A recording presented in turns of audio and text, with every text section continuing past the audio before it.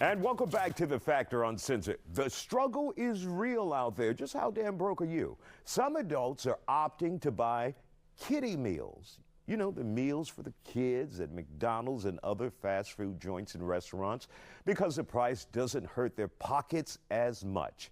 Our next guest has more.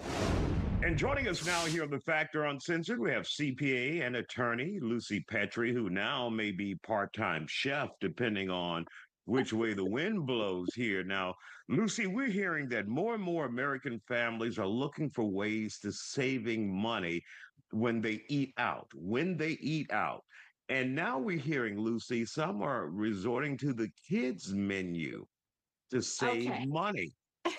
I love me a kid's meal, okay, because it's like it's the right portion, and I don't overeat it, and sometimes I get a toy depending on where you know. I'm kidding, but look, it's like portion control as well. So I Mhm. do love me a happy meal, and I heard that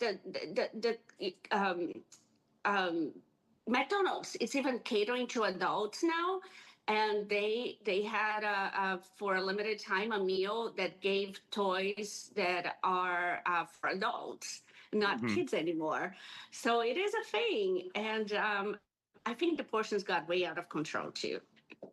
But when we talk about, the kiddie menu, more adults ultimately, we're talking about portion control now, but they also want to save money in this current economy where things are kind of tight for families out there, especially if you're going out and you're taking a full family. I think, Lucy, the last numbers I saw indicated that a single person, and this is the source of CNET, spends anywhere from $2,800 to $4,300 annually eating out, and it comes to about $240 a month. Is that high? Is that low? What? That's a lot. That is a lot of money. That could be a car payment. And I think a lot of people cannot afford it. They may be going into debt and spending money on their credit card to do this.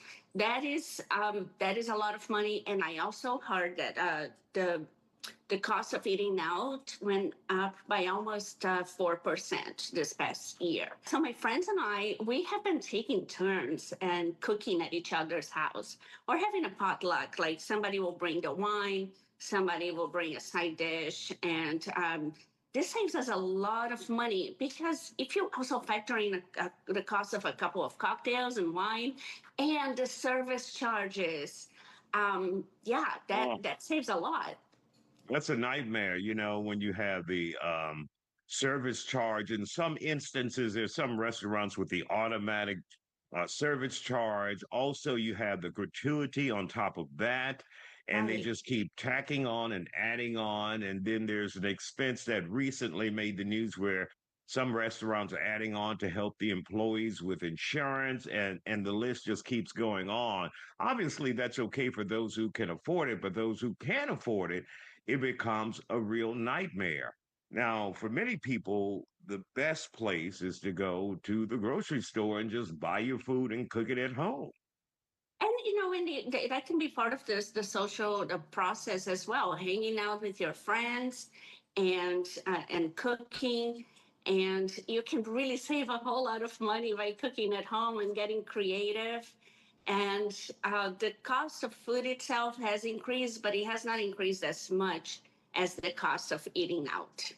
You know what, Lucy, you just gave me a good idea, and we need to patent this and market this, make it the grocery date where you both go out, whether it's you and a significant other, husband, wife, friends, you go out to the grocery store, you pick your food together, and then you go to one of your houses and you cook that food. Now, you don't want to do it at the first day because you'll have some weirdo at your house, you know? And That's then true. and then they may be That's bringing coupons too. And you're like, what the hell? This date ain't going right. anywhere. But start I at love it. the grocery store, then get together and cook it. So it's one big adventure for a few hours together. I think that could save some people a lot of money out there and give you some Yeah, fun, right? I love this. And then you find out if they like anchovies or not.